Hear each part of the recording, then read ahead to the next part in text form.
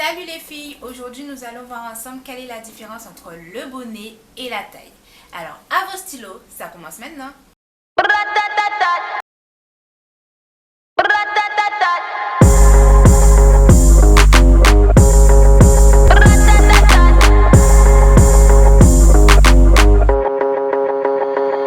Tout d'abord, je tiens à m'excuser puisque cette vidéo j'étais censée la poster la semaine dernière, mais j'avais tellement à faire à la boutique ces derniers temps, entre les clients qu'il fallait que je m'occupe et ce que j'avais à faire, c'était difficile de trouver un moment pour pouvoir réaliser cette vidéo.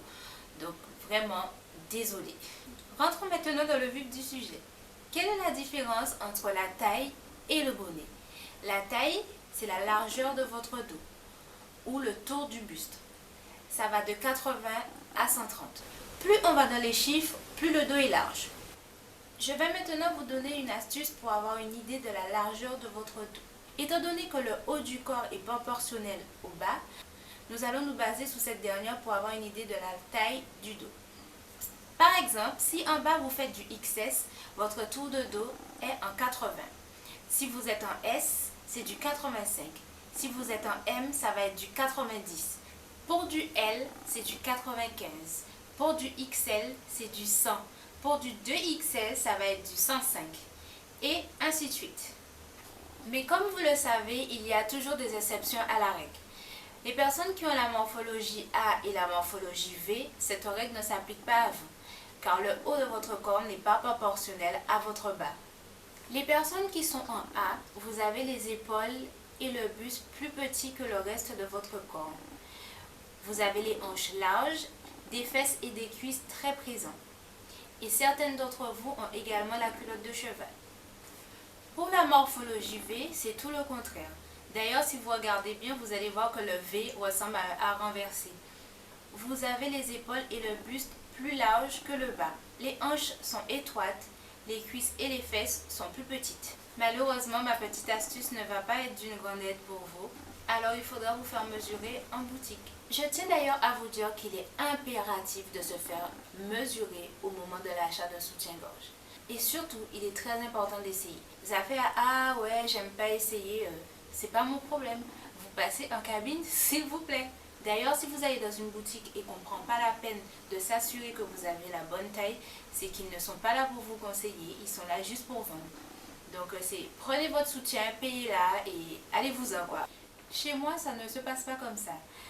Je prends les mesures car je sais que 80% d'entre vous ne connaissent pas leur taille ou pensent faire une taille alors qu'en fait, c'est pas ça. Ensuite, vous passez en cabine. Oui, en cabine. Vous essayez et je m'assure que le soutien-gorge épouse bien votre sein avant de vous laisser partir. D'ailleurs, souvent, après la prise de mesure, quand je donne un soutien-gorge à certaines dames et qu'elles voient la grosseur du bonnet, elles me disent non, non, non, non, ce n'est pas ma taille, c'est trop grand, le bonnet est trop profond, ça ne va pas m'habiller, c'est pas ma taille. Et puis, elles passent quand même en cabine en espérant que j'ai tort, en espérant me prouver que j'ai tort. Elles finissent vite par se rendre compte que oui, j'avais raison. J'ai souvent raison d'ailleurs. Parlons maintenant du bonnet. Le bonnet, c'est la grosseur de votre sein, sa profondeur. Ça va du bonnet A au bonnet K. Nous, au magasin, nous arrivons jusqu'au bonnet K. A, B, C, D, E, F, G, H, I, J, K. Plus on va dans l'alphabet, plus le sein est profond et donc plus volumineux. Il y a aussi du double G qui habille du H et du double J qui peut habiller du K.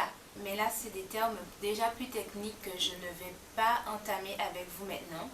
Peut-être dans une prochaine vidéo, je réfléchirai bien à la question. Je vais vous montrer la différence qu'il y a entre un bonnet A et un bonnet K. Ne bougez pas, j'arrive tout de suite. Alors là, j'ai en main un sans bretelles.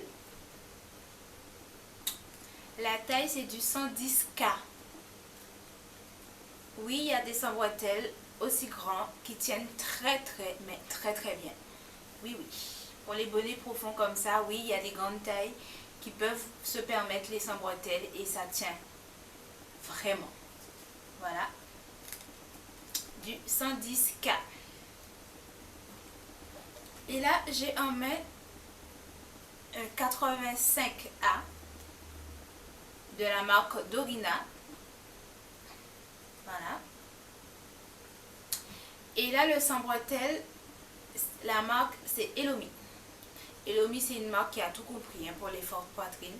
Pour les dames qui ont les seins généreuses, Elomi, c'est une très bonne marque qui fait de très jolies choses pour les seins généreuses. Voilà. Les deux, côte à côte, c'est le jour et la nuit. Syndicat 85A. C'est le jour et la nuit.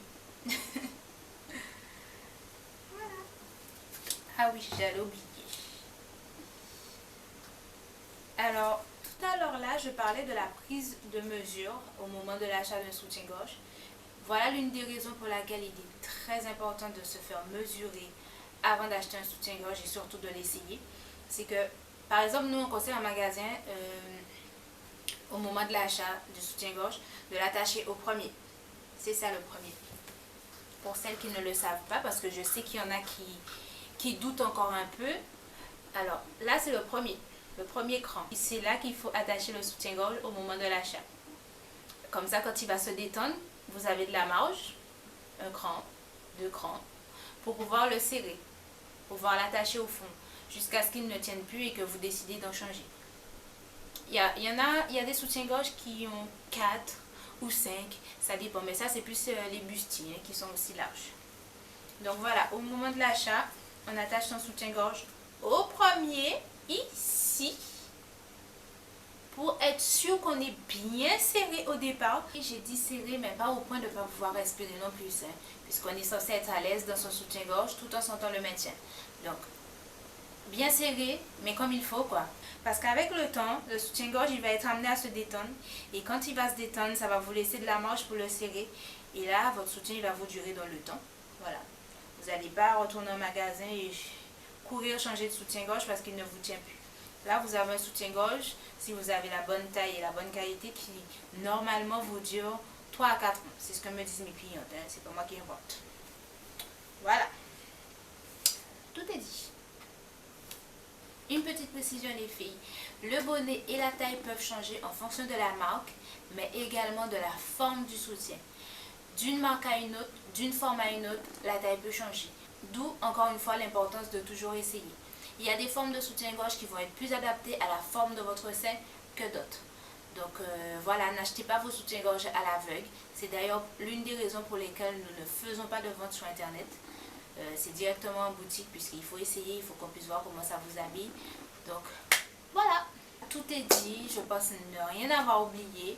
Donc j'espère que maintenant vous allez pouvoir faire la différence entre la taille et le bonnet. Si vous avez aimé ma vidéo, vous savez ce qu'il vous reste à faire, hein. Vous aimez, vous partagez et surtout n'oubliez pas de vous abonner parce qu'il y a d'autres vidéos qui arrivent.